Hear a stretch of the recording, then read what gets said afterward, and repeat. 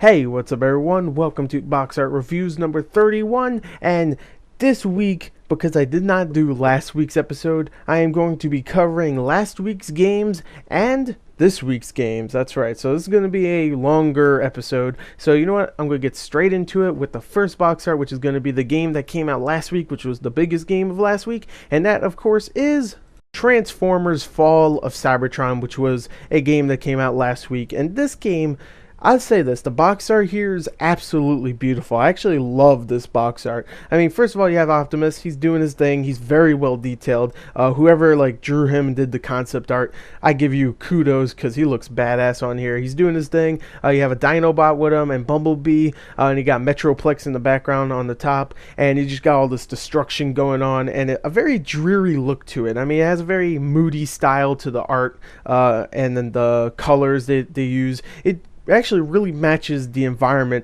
of Cybertron. I mean, everything's getting destroyed, people are dying, or I'm sorry, robots are dying here and there, and the box art actually really symbolizes that very well. So yeah, I'm going to say this straight up. This box art is absolutely fantastic, and I give it a 8 out of 10. There you go. Let's go on to our next one, which is, are you ready for some football? And of course, the definition of the same damn thing over and over again, Madden 13. And not only is the game pretty much exactly the same every year, but the box arts are exactly the same.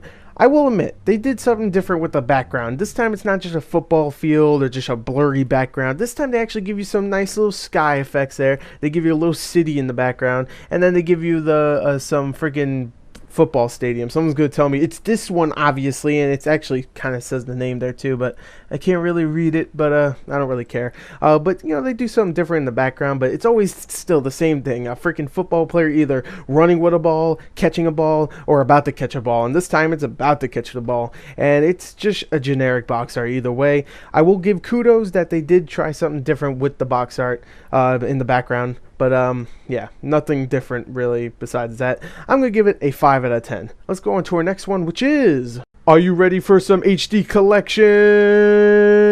Well, I hope so, because the next 4 things, including this one, are all going to be collections. Either HD collections or just regular collections of games in one disc. And the first one we're going to talk about is the Ratchet & Clank HD collection, which comes with the first 2 games, Ratchet & Clank, Ratchet & Clank Going Commando, and Up Your Arsenal. And I love the Ratchet & Clank games, not as much as Jak and Daxter, mind you, but I still love Ratchet & Clank. So I was a little excited for this collection, HD, yay. The box art here is pretty simple. They pretty much take the way the character looks from, I think, Going Commando, and they put him right onto the front cover. And I gotta admit, the way he looks pretty good in HD. He does. I mean, I like how the shine is going around his suit of armor. It's very well detailed. It actually looks really damn good for a game model being very old. And of course, I mean super model. I mean character model. I swear I'm not into that whole Ratchet and Clank Rule 34 shit. Oh god. But anyway, the background itself looks also pretty damn good, even though it does this weird thing where it's all white, so you can barely see the background and how good it might look or how terrible it might look. I'm just gonna guess the background itself doesn't look very good. That's why they made it all white, so you can't tell how bad it looks in HD. But I don't know. It looks good, though. The box art, nothing else to say here. It looks alright. I'm gonna give it a 6 out of 10. Let's go on to the next one, which is Journey Collector's Edition, which of course is the sequel to Journey to the Center of the Earth with The Rock. No, it's not. But this is actually a series of games that game company made, and they're not all called Journey. One is called Flow, one is called Flower, and the other one is called Journey. And they all have a very unique style to the playing of the games. And that sounds stupid, but they do. They have a unique style and a unique art style, and that's why I think this box art really works, because the art style for each of the little art sections for each game looks really damn good, especially the Journey part, which Journey is a beautiful game. I never played it, but it looks beautiful. And sure, it's just old pieces of art being smushed together in one box art, but that's the thing. We never seen it in a box art before, so I don't know, it just seems nice to have something in your hands that is just covered in this beautiful art, and it really is. It's gorgeous art. So I actually really like this box art. I'm gonna give it a 7 out of 10. Let's go on to our next one, which is the Infamous Collection, which this one actually confuses me. I mean, I get Journey because they're downloadable games, all 3 of the games from that game company. I get Ratchet and Clank because they're old games. Hell, I even get the next one I'm going to talk about. But this one I don't get because they're all new games. Even Infamous came out in 2009. And I just don't get it. Like, Infamous 2 and the Festival of Blood DLC came out last year, barely a year ago, and they're already in a collection, which I find very strange. But the box art here does pretty much what the Ratchet and Clank HD one did for the background, where it's all white and you can't tell what you're pretty much looking at. I think I could see like an apartment building and clouds, and that's about it. You can't really tell what you're looking at. But in the foreground, of course, you have Cole, the main character. He's holding his blue lightning of good and his evil lightning of red, and I guess he's looking at the blue one like, oh, should I pick this one or should I pick this one?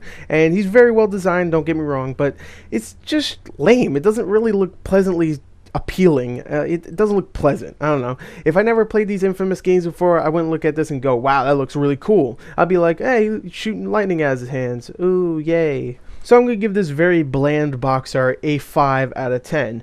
Not horrible, but not great either. Let's go on to our next box art, which is our last one, which is the God of War Saga. Ooh, yeah. Which includes 5 full games, and of course those 5 games are the 2 PSP ones, the 2 older ones on the PS2, and God of War 3, and that is a collection worth $40. Let me tell you that right there. But yet again, they do the white background, which I'm guessing Sony's just trying to make it so that they all look alike when you're looking at all 3 of these collections in store, and you're going, oh my god, they all look the same. I should buy all 3 of them to get the white background collection of these collection games. But I would say this one is actually a little bit more appealing than the Infamous one, and a hell of a better deal, let me just tell you that. Kratos himself is much more of a badass looking character and well designed character than Cole was, and even Ratchet from Ratchet and Clank.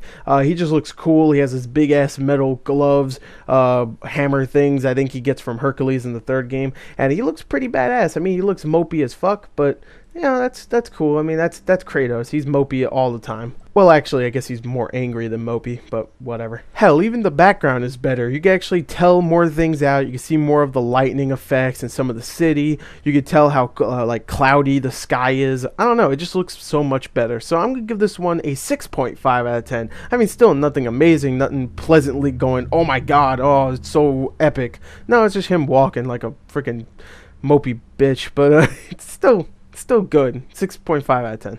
And there you go. There was a pretty damn long episode for box art reviews. I mean, I think every episode is pretty damn long, but this one was pretty damn long as well. So I hope you enjoyed it. Thank you for watching, listen, whatever you do. Look forward to the next one coming up maybe next week. I'm not sure. There's some games coming out next week, so most likely yes. So anyway, thank you and goodbye.